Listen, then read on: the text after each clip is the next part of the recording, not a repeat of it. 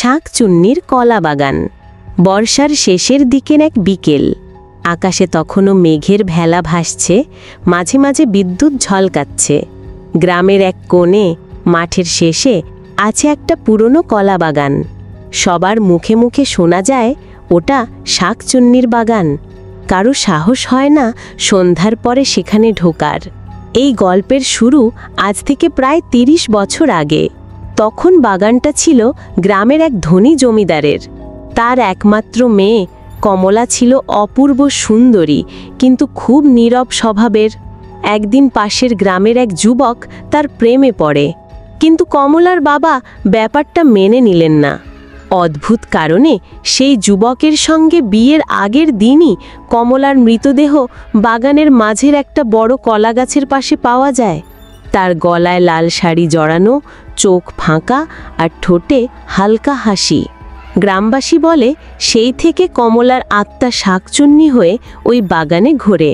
রাত গভীর হলে কেউ যদি বাগানের পাশ দিয়ে যায়, লম্বা লাল শাড়ি পরা এক নারীকে দেখা যায়। সে গাছের পাতার আড়াল থেকে তাকিয়ে হাসে আর মিষ্টি গলায় ডাকে, এই যে একবার এসো তো। ঘটনাটা শুরু। আমাদের গ্রামের দুলাল, শহর ফেরত সাহসী ছেলে, এসব গল্পকে সুসংস্কার বলে উড়িয়ে দিত।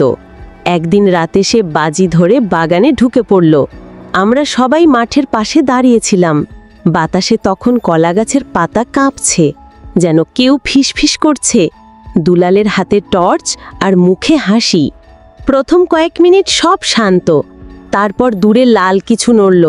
টর্চের আলো ফেলতেই দেখা গেল একজন নারী, লম্বা চুলে মুখ ঢেকে, লাল শাড়ি পরে গাছের পাতার আড়াল থেকে উঁকি দিচ্ছে। দুলাল গলা উঁচু করে বলল, এতদিনের ভূতের গল্প আজ শেষ করে দেব। হঠাৎ সেই নারী এগিয়ে এলো, কিন্তু পা ছুঁয়ে নেই, মাটি থেকে কয়েক ইঞ্চি ওপরে ভাসছে। তার মুখ থেকে টর্চের আলো সরে গেলে শোনা গেল পাতার ভেতর খস খস খস শব্দ। আমরা ভয়ে চিৎকার করে দৌড়ে পালালাম, কিন্তু দুলাল নড়ল না। ভোরবেলা, পরদিন ভোরে গ্রামের লোকেরা বাগানে গেল। দুলালের শরীর পাওয়া গেল সেই একই গাছের পাশে, গলায় লাল কাপড় শক্ত করে পেঁচানো, মুখে জমে থাকা ফাঁকা হাসি, আর চোখ একেবারে সাদা। তার হাতের নখের ভেতর ছিল কলা গাছের কালো রস, আর মাটিতে দেখা গেল লম্বা সরু পায়ের ছাপ, যা মানুষের নয়, পেছন দিকে ঘুরে থাকা। তারপর থেকে সেই বাগানে কেউ যায় না। বর্ষার রাতে বাতাসে কলাপাতার কাঁপুনি শুনলেই মনে হয় কেউ ডাকছে, এই যে একবার এসো তো।